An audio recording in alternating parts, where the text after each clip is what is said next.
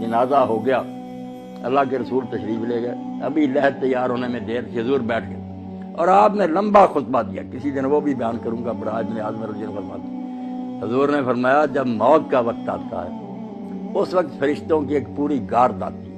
ہم لوگ سمجھتے ہیں ایک ہی ملک الموت ہے، روحیں قبض کرتا، اس سے آگے لوگوں نے پھر ایک ردہ رکھ لیا کہ جب ایک ملک الموت ساری زمین پر اتنے جہان پر گھومتا اور سب کی جانیں نکالتا تو حضور اگر حاضر ناظر ہو جائیں پھر کیا؟ یہ ہمارے دوست کہتے ہیں یہ بات ہی غلط ہے.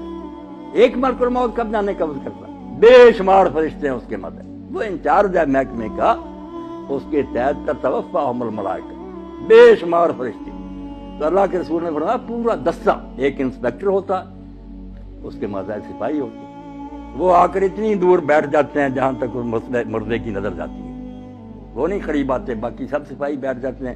یہ انچارج آتا، اگر وہ نیک ہے اس کے پاس جنت کا خوشبو سے بسا ہوا رومال ہوتا، سنگاتا ہے، اسے اللہ کا سلام کہتا اور کہتا چل اپنے رب کی طرف، تیرا رب تجھ سے خوش ہے، تو اس سے خوش ہے. خوشی خوشی اس کی روح روانہ ہو جاتی.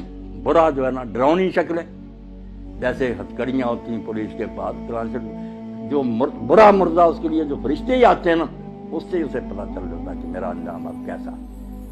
مسکراتے چہروں کی بجائے ڈراؤنی شکلیں، بدبودار رومال، غضب آلود نگاہیں، وہ چھپتی پھرتی پھر روح نکالتے مار مار.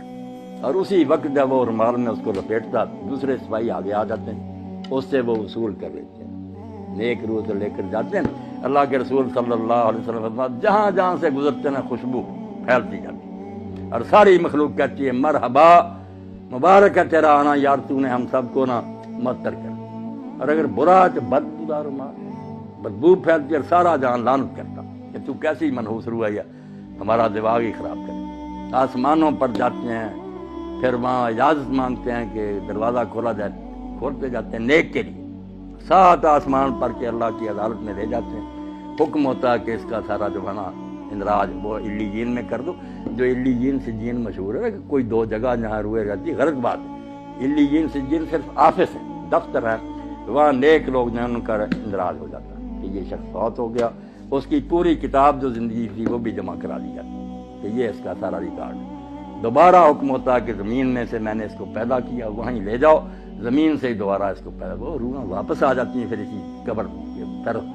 برے کی روح لے کر جاتے ہیں. جب حضور صلی اللہ علیہ وسلم فرمایا اللہ کہتا نہ آسمان کے دروازے نہ کھول، میرے دربار میں دفع کرو، گار دو، اس کو 7ویں زمین کے نیچے پھینک دو، وہاں ہی رہے، وہاں سے نکالیں. لمبی حدیث ہے جو حضرت سے براج نے آپ کو. نیک لوگوں کی روحیں خوشی میں ہوتی، کیسی پاک زندگی ان کی. حدیث پاک میں آتا ہے سنن ابن ماجہ کے، جب اس کو فرشتے آ کر حساب کے لیے کہتے ہیں نا کہ جواب دو ان سوالوں کا، تو منظر دکھایا جاتا ہے سورج غروب ہونے کا. جب وہ مردہ ہوش میں آتا ہے اور فرشتوں کے سوالوں کے جواب دینا چاہتا، دیکھتا ہے کہ سورج غروب ہو رہا، عصر کا وقت بھی تنگ ہو گیا، تو وہ کہتا دعو نہیں اسر، مجھے ذرا مہلت دو میں نماز پڑھ لوں. وہ کہتے ہیں اللہ وہ یار تو اسے کیا حساب لینا جس کو اس وقت کی نماز یاد.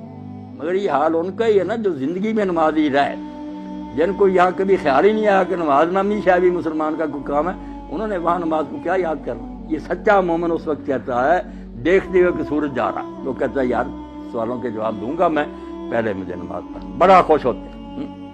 اور جب سوال کرتے ہیں تیرا رب کون ہے، تیرا دین کیا ہے، تیرا نبی کون ہے، دیتا تو کہتے ہیں ہم پہلے ہی جانتے تھے. اس سے پوچھتے تو نے یہ، اس نے کہا میں اللہ کی کتاب پڑھتا تھا، قرآن سے مجھے سب پتا. تو کہتے ہیں ہمیں تیرے بارے میں یہی توقع ہے، سو جا.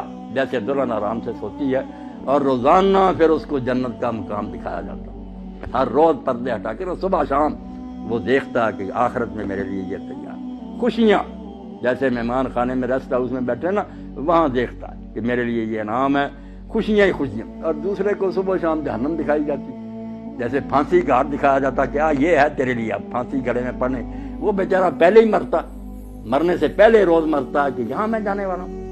اللہ فرماتا ہے نار یورزون علیہ غدوہ، صبح و شام فرعون اور اس کی جماعت جہنم کے آگے سے گزارے جاتے، وہ دکھائی جاتی. اور یوم القیامت یردون الی اشد، جب قیامت کا دن ہوگا سچ مچ داخل ہو جائیں. یعنی مرنے سے پہلے ہی فرشتوں کے شکلوں اور رویوں سے پتہ چل جاتا ہے کہ میرا حشر اب کیا. اور بعد میں جو قبر میں جاتے ہی شروع ہو جاتا یا ایک سوال جو ہم لوگوں کو پریشان کرتا ہے کہ جب یہاں ہی سوال جواب ہوتے ہیں لوگوں کو ثواب عذاب ملنا شروع ہوتا ہے، قیامت میں پھر کیا ہوگا؟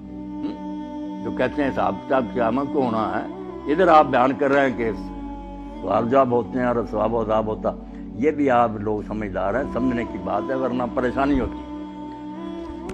آپ سارے لوگ واقف ہیں اس سے کہ ایک ہے حوالات کہ زیر تفتیش مجرم وہاں رکھے گا، ایک جوڈیشل جیل ہے کہ مقدمہ چلا، فیصلہ سنایا گیا، پھر جس وارڈ میں جانے کے وہ لائق ہے وہ سزا سنا دی گئی، اس کو بھیج دیا۔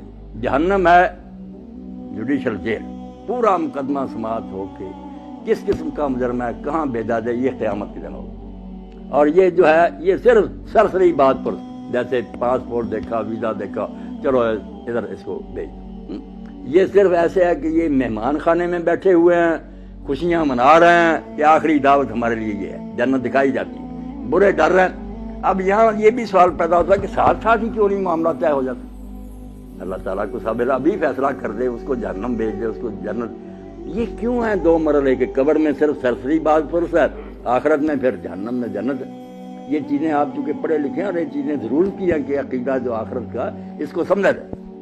بات اصل میں یہ اور بڑی نازک بات ہے جو قرآن حدیث نے بتائی، توبہ توبہ ہم اس کی طرف دھیان نہیں کرتے کہ نیکی بدی وہ نہیں جو آپ نے مرنے تک کی، کھاتا آپ کا بند نہیں ہوا، آپ مر گئے کھاتا چلنا۔ یہ جب تک یہ کارخانہ سٹاپ نہیں نہ ہوتا، میزان نہیں لگ سکتی کہ میری نیکیاں کہاں کہاں اپنا اثر دکھایا، میری بری مثالوں نے کتنے لوگوں کو گمراہ کیا۔ یہ جب قیامت آئے گی نا، اس وقت ہوگا کہ ڈاکٹر صاحب نے کتنے لوگوں کو دین کی طرف رغبت دلائی، ان کی وجہ سے کتنے لوگ دیندار بنے، انہوں نے اپنی اولاد کو، یہ سارا حصہ قیامت کے دن نکلنا۔ اللہ کہتا ہے نکتب ما قدموا وآثارا، ہم وہ بھی لکھتے ہیں جو زندگی میں تم نے آگے بھیج دیا، اور وہ بھی لکھتے ہیں جو فٹ پرنٹس ہے، آپ کے قدموں کے نشان رہ گئے نا، اور لوگ اس پر چل رہے ہیں۔ اس لیے اللہ کے نبی علیہ السلام کی نیکیوں کا آپ اندازہ کریں۔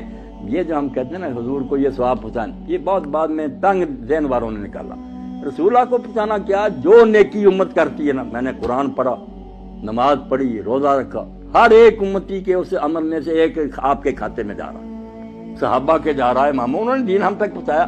جو نیکی سکھائے گا، جتنے اس کے بعد جہاں تک وہ چلتی رہے گی اس کو ثواب ملے گا۔ یہ ایسا بینک کا کھاتا ہے جو بند نہیں ہوتا۔ اور برائی بھی اگر آپ نے شروع کر دی کہ اچھا بلا گاؤں تھا، آپ نے کوئی لڑکی اغوا کر رہی، کوئی قتل کر دیا، دشمنیاں ہو گئیں، آگے خون خرابے قیامت تک چل رہے ہیں، تو آپ کو ایسا نہیں ملنا۔ اگر ہٹلر نے جنگ عظیم لگا دی اور ساری مہنگائی ہوگی، دنیا مر گئی، تو اس کو ثواب مل سکتی ہے دنیا میں؟ کون سی عدالت تھی؟ اس کے پاس کتنی زندگیاں تھی کہ اس کو بار بار ایک ایک کے بدلے مرا، لاکھوں تو انسان مرے ہیں۔ اب قیامت کا دن چونکہ وہاں بار بار زندہ ہونا، بار بار مرنا، یہ عدالت نے سنا اس کو اتنی بار پھانسی دی ہے۔ یہ بیچارے کہتے ہیں قانون کے مطابق اس کو دینی تو چاہیے مگر دے نہیں سکتے، وہاں سچ مچ جیت جائے گی۔ تو یہ نیکی اور بدی کا جو لمبا چوڑا تصور ہے کہ نیکیاں بھی جہاں جہاں جا رہی ہیں، یہ بھی آپ کے کھاتے میں پڑی۔ اسی لیے اللہ کے رسول علیہ السلام فرماتے ہیں آدم کا پہلا بیٹا جس نے اپنے بھائی کو قتل کیا، اب جب قتل ہوتا ایک گناہ اس کے کھاتے میں اور قتل کا پڑتا جاتا کہ تو نے یہ سننا شروع کی۔ اگر یہ بد رسم تو شروع نہ کرتا تو کیوں انسانوں میں قتل؟ اب جب تک قیامت نہیں آتی آپ سمجھ گئے کہ کھاتا نہیں پتہ چل سکتا کہ اس کی نیکیاں کتنی بنی، برائیاں کتنی بنی۔ اس لیے محتاط رہنا چاہیے کہ میں اپنے طرز عمل سے کہیں اولاد کو گمراہ نہ کر دوں، میرے دوست نہ بگڑ جائیں، میرا خطبہ سننے والے نہ، میں مر جاؤں گا مگر میرے گناہ کی جو گٹھڑی ہے یہ بھاری ہوتی جائے گی۔ کوشش کروں کہ میں اچھی مثال قائم کروں تاکہ اس پر لوگ چلیں، تو میرے مرنے کے بعد بھی وہ ثواب مجھے پہنچتا رہے۔ اس لیے اس کے سوا کوئی چارہ نہیں کہ جاتے وقت صرف سرسری کاغذات دیکھے جائیں، ان کو مہمان خانے میں ٹھہرا دیا جائے، ان کو حوالات میں بند کر دیا جائے، اور انتظار کریں آخری عدالت کا کہ جب آخری عدالت آئے گی پھر ہاتھ پاؤں بولیں گے، فرشتے گواہی دیں گے، زمین بولے گی، سارا تیرے نیکی بری کا کچا چٹھا آ جائے گا، جنت دوزخ کا فیصلہ اس وقت ہوگا۔ اور جنت دوزخ بھی کوئی ایک نہیں۔ اب جنت کا نبی علیہ السلام نے فرمایا کہ تم سمجھو بس جنت میں چلے ایک برابر ہے، وہاں 100 درجہ ہے جنت۔ ہم دیکھتے ہیں نا کہ بینک بنے اتنی منزل، 100 منزل، اور منزل بھی اتنی دور۔ فرمایا یہ زمین ہے، جتنی دور آسمان ہے وہاں دوسری جنت، اتنی دور ہی پھر تیسری جنت۔ 100 آسمان زمین جو ہے اتنے ہیں، اور سب سے آخری جو ہے وہ فردوس ہے، سب سے آخری، جس میں اللہ کے رسول نے فرمایا اس کی جو چھت ہے